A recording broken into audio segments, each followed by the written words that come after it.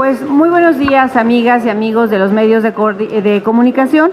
Agradecer, por supuesto, el acompañamiento del coordinador del Grupo Parlamentario del PRI, de mis compañeras y compañeros, para presentarles la iniciativa que hemos ya inscrito precisamente para la creación del Fondo Solidario Migrante. Se trata de un instrumento novedoso que, a partir de modificaciones de la Ley de Coordinación Fiscal, permitirá, por un lado, reconocer el esfuerzo y la contribución que nuestros connacionales realizan a través del envío de remesas a México y, por otro lado, ser un vínculo que genere desarrollo, que actúe sobre las causas de la migración y brinde alternativas para los migrantes en retorno, reconociendo que nuestro país es un país de origen, de tránsito y de destino. Con el paso de los años, amigas y amigos, se ha convertido las remesas en la principal fuente de divisas de México. Más de 40,000 millones de dólares ingresaron en nuestro país en 2020 y se convirtieron en pilar fundamental del ingreso y sostenimiento de miles de familias mexicanas, pero también en motor de desarrollo de la economía de muchas de sus comunidades y de estados de la República. Un breve repaso al fenómeno migratorio nos recuerda, por ejemplo, que actualmente hay cerca de 272 millones de migrantes internacionales y que casi 2/3 de ellos son migrantes laborales. Por lo que respecta a la migración mexicana, esta data de hace más de un siglo. Ha sido motivada principalmente, sí, por razones económicas y con destino casi exclusivo a los Estados Unidos de América, convirtiéndose en el corredor migratorio más importante del mundo. Se estima que más de 11.2 millones de personas de origen mexicano son migrantes que viven en la Unión Americana, y a ellos le sumamos los mexicanos de segunda y tercera generación. Alrededor de 38 millones de connacionales radican en los Estados Unidos. Se ubica, por cierto, entre una de las 3 comunidades más numerosas que residen en Estados Unidos, con una participación activa del 1.6 del Producto Interno Bruto de aquella nación. Por otro lado, es curioso, pero aunque viven allá, los migrantes mexicanos mantienen un vínculo permanente con sus familias y con sus comunidades de origen. El envío de dinero es una constante que expresa solidaridad y sentido de pertenencia con México. Las cifras de remesas, a pesar de la pandemia provocada por el SARS-CoV-19, se han mantenido al alza, contribuyendo a mantener niveles de consumo hasta del 19% de las familias mexicanas de menores ingresos. Podría yo seguir señalando muchos de los datos que les haremos llegar a ustedes de lo que representa la contribución de los migrantes precisamente para la economía de sus familias, de sus comunidades y al país. Con frecuencia escuchamos todos los días hablar al presidente de la República y reconocerlos como héroes, pero desafortunadamente todas las políticas públicas hoy han sido canceladas y están ausentes. Justamente por ello es que esta iniciativa está tocando el corazón de lo que implica la reforma en materia distributiva de este país. Y hay ejemplos muy interesantes. Prácticamente, si juntáramos todos los recursos que a partir del 2013 hasta el 2020 se han destinado a gasto social, incluyendo tanto el ramo 33 vigente como el ramo 20, apenas esos equivaldrían a lo que implica el envío de remesas en un mismo año.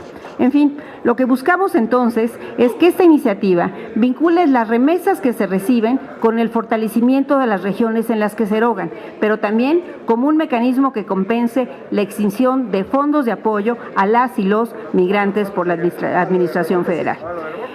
Insisto, en el discurso público se aplaude el envío de las remesas. En los hechos no hay compromiso real ni con las regiones ni con los migrantes.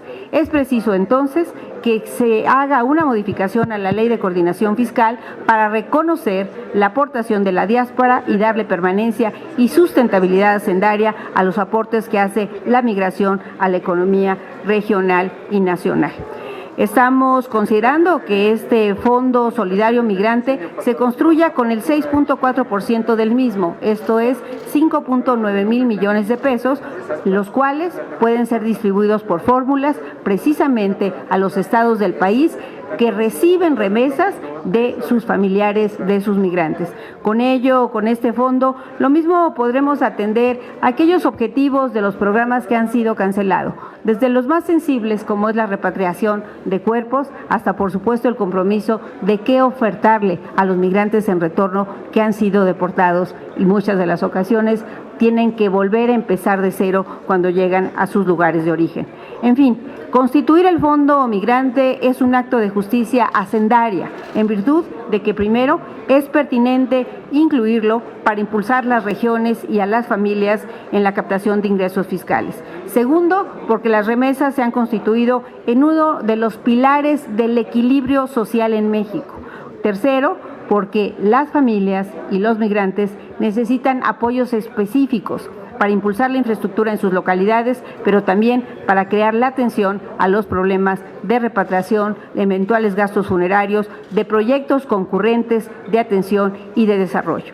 Por estas y muchas razones es que nos parece que es tiempo de que en un mecanismo novedoso se pueda incorporar esta distribución que sea retributiva de lo que los migrantes hacen todo el tiempo a los migrantes. Es tiempo que nos preguntemos, ¿los migrantes están con nosotros? ¿Realmente el Estado mexicano está con ellos? Creo que es tiempo de corregir el rumbo. Muchas gracias.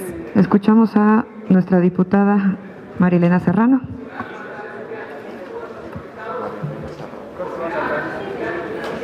Muy buenas tardes, les saludo con aprecio y agradezco la presencia de la prensa, así como de todos los que nos acompañan aquí en esta tarde.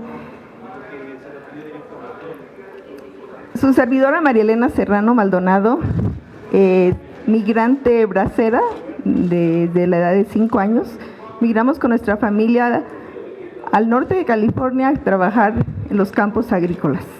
Allí crecimos y nuestra vida fue 9 meses en California, 3 meses acá en nuestro municipio en Michoacán, Chinicuila del Oro, y así fuimos creciendo. Ahora en mi calidad de diputada migrante, que verdaderamente estamos viviendo los mexicanos en el exterior un momento histórico, ya que por primera vez tenemos estos espacios. Y junto con mis compañeros, la diputada Blanca Alcalá Ruiz, nuestro diputado y presidente Alejandro Moreno Cárdenas, presentamos ante ustedes esta iniciativa que propone adicionar una fracción y diversos artículos a la Ley de Coordinación Fiscal en materia de fondos para entidades mexicanas con poblaciones migrantes, con el apoyo y respaldo de nuestro coordinador, diputado Rubén Moreira, y de toda la fracción de nuestro Partido Revolucionario Institucional. El fenómeno migrante es parte de nuestra cultura y solo quienes hemos vivido sabemos del difícil trance al que nos exponemos. Las remesas se han convertido en el principal ingreso de divisas en favor de las familias mexicanas. Por ello, es básico crear políticas públicas que atiendan este fenómeno en nuestro país, creando un fondo solidario migrante en favor de las necesidades esenciales de nuestra comunidad. Rescatemos también el programa 3x1. Durante su vigencia generó altos ingresos para mejorar y acciones productivas por el orden de miles y miles de horas en nuestras comunidades de origen. Reitero el agradecimiento a mi partido y a cada compañero de nuestra fracción priista, siendo la voz de la comunidad migrante que represento en la máxima tribuna del país, luchando por nuestras causas que nos beneficien y nos brinden una mejor calidad de vida. Muchas gracias. Tenemos 3 preguntas de los medios. ¿O quiere dar algún? ¿Sí? Vamos con Víctor Barrera, de Libertador TV. Buenas tardes, diputadas, diputados. Yo quisiera que me especificaran exactamente este fondo, cómo se va a manejar y qué porcentaje tendría que recibir cada una de las entidades que, bueno, pues expulsan a muchos mexicanos. Porque, bueno, el fondo puede crearse y sería otro caldo de cultivo para los famosos delegados del gobierno federal que pudieran ellos manejar un recurso. Entonces, de nada serviría. ¿Cómo limitar esto? ¿Cómo hacer que sea transparente el uso de los recursos y que los migrantes y sus familiares se vean beneficiados, principalmente los migrantes cuando vienen a México son los más asaltados. Desde las fronteras de México bajar hacia sus estados dejan mucho dinero. ¿Cómo hacerle para la seguridad de los migrantes y también para que el desarrollo de estas entidades donde se expulsan mucho tenga un crecimiento? Vemos Oaxaca, que hay muchos oaxaqueños y Oaxaca sigue siendo un estado pobre. Hidalgo también hay muchos hidalguenses y sigue siendo un estado pobre. ¿Cómo hacerle para hacer el crecimiento de este estado? Claro, Víctor, justo por eso es que estamos hablando de una modificación a la Ley de Coordinación Fiscal. Primero, para que calculemos lo que pagan las remesas tan solo en IVA. Si estamos pensando que las remesas que ellos están pagando son sujetas al IVA, entonces el IVA debe de ser parte de la recaudación federal participable. Y te doy números al respecto. La contribución de las remesas a los ingresos públicos son del orden del, sabemos que son de más de 40,000 millones. El 66% de ellas están sujetas al pago de IVA, lo que corresponde al 2.5% de lo que te acabo de comentar de la recaudación federal participable. De tal suerte que esto implica que el Fondo Solidario Migrante se construya con el 6.4%, que representa la cifra que les habíamos dicho. Esto es, si los migrantes mandan su dinero y la gente está pagando el IVA cuando lo recibe, finalmente ese IVA que están pagando doble vez, porque luego cuando sus familias les llega el dinero, lo gastan y pagan en alimentos, en bebidas, en transporte, etcétera, entonces ellos están contribuyendo en el país. ¿Cómo lo distribuiríamos en el Estado? Hay una fórmula que estaría considerando precisamente el número de remesas que llega, la cantidad de remesas que llega a cada estado, el número de migrantes de acuerdo con las estimaciones de la propia Secretaría de Gobernación a través de la instancia correspondiente y por supuesto los informes que emite el Banco de México. Lo mismo que sucede con los otros fondos del ramo 33. De tal suerte que también como sucede en el ramo 33 estaríamos etiquetando cuál es el menú de las cosas del dinero que cada estado recibiría para poder destinarlo a estos bienes. Ejemplos, algunos ya los he mencionado, pero también infraestructura, por supuesto los proyectos productivos, muchos de ellos pueden ser concurrentes con los propios gobiernos locales, habría reglas claras, destino específico y por supuesto transparencia en este manejo de los recursos. Ayudaría a prevenir las causas que motivan que muchos de los oaxaqueños, de la gente de Jalisco, de Puebla, que es mi tierra, tuvieran que arraigarse en su lugar, pero también les daríamos oportunidades que aquellos en este trance que está viviendo nuestro país, donde muchos de ellos regresan, puedan encontrar oportunidades para emplearse y para poder encontrar un nuevo camino de vida. La iniciativa también considera que en estas reglas de operación incluso se dé apoyo a los albergues de migrantes, que hoy por hoy vemos las crisis que estamos viviendo y tiene que hacer frente, y el coordinador no me dejará mentir, el estado de Coahuila, tiene que hacer frente el estado de Chiapas y no tienen recursos porque prácticamente o son muy modestos los que tiene la federación o algunos de ellos han sido cancelados. ¿Sí? Siguiente pregunta, Angélica Melín de MBS.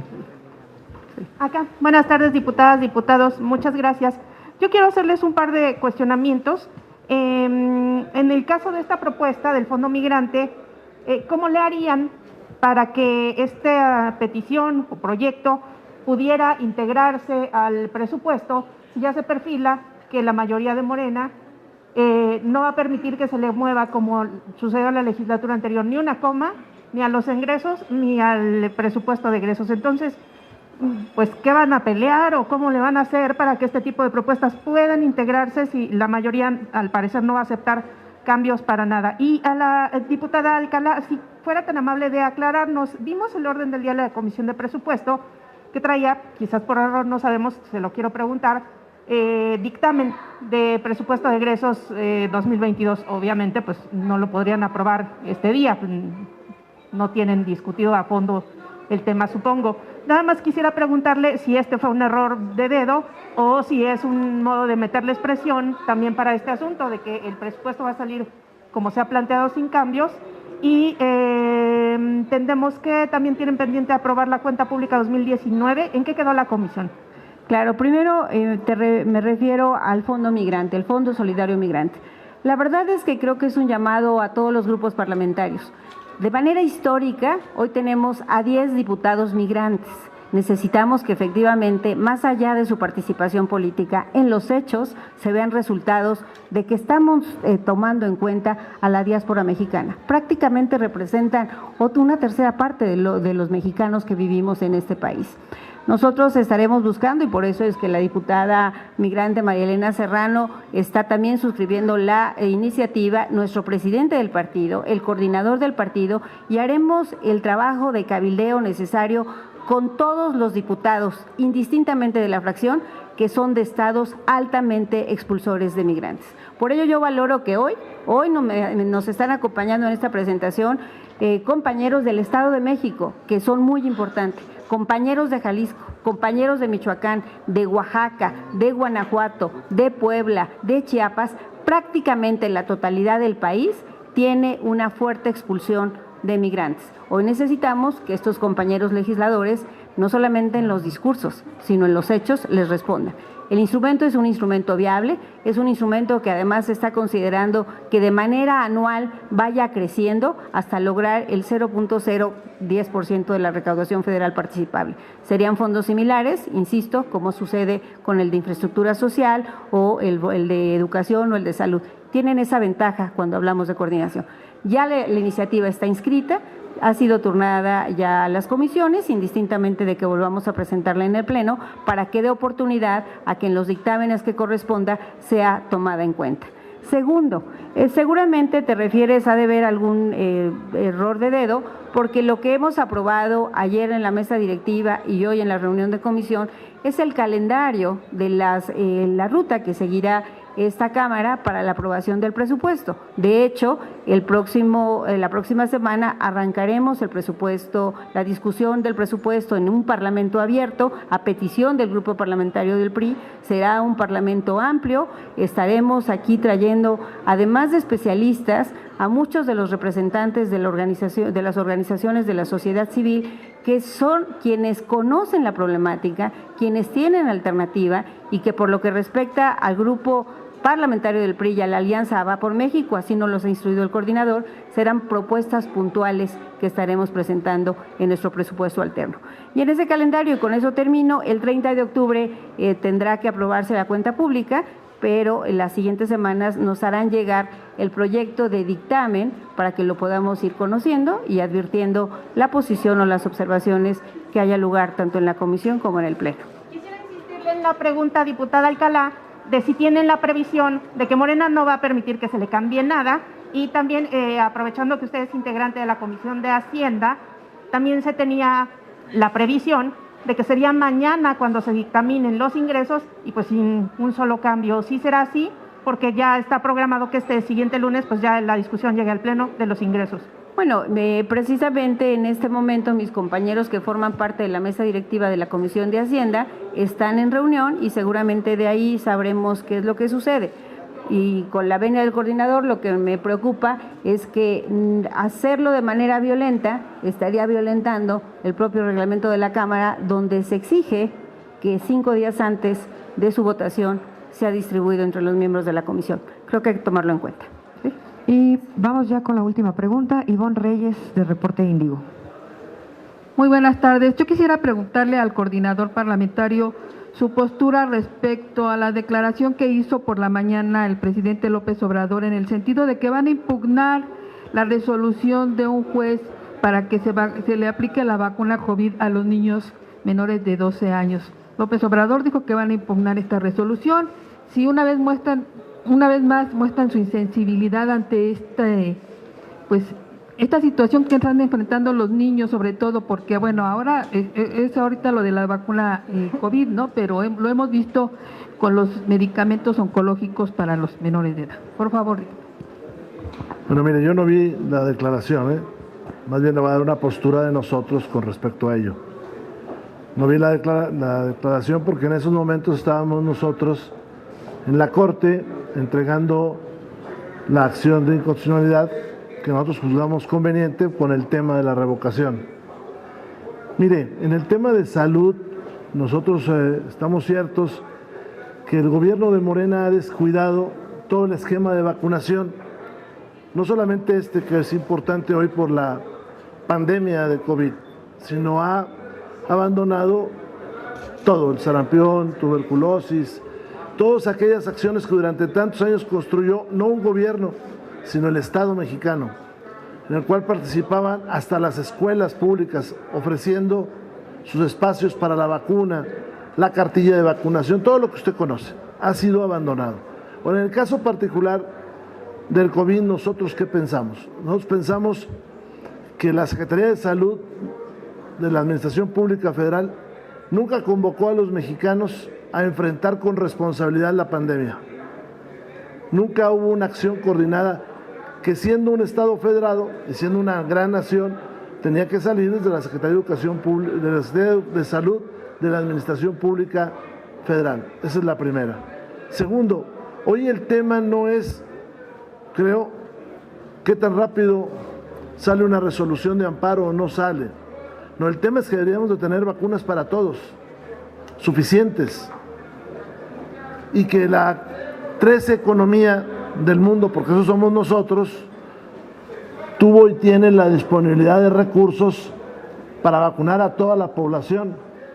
Es más, deberíamos de estar en la tercera dosis. Eso yo creo, esa es la postura de nosotros. Claro que los niños tienen que vacunar, claro que se tiene que vacunar a aquellos con más premura, aquellos que tienen un problema de salud que los pone más en riesgo. Pero la 13 economía de este planeta tiene la capacidad económica para que vacunen a todos, nos vacunen a todos, y que debemos estar pensando en el tercer esquema ya, en la tercera dosis, incluyendo obviamente esta parte de la población tan importante. Muchas gracias. Son Listo. todas. Gracias, jóvenes.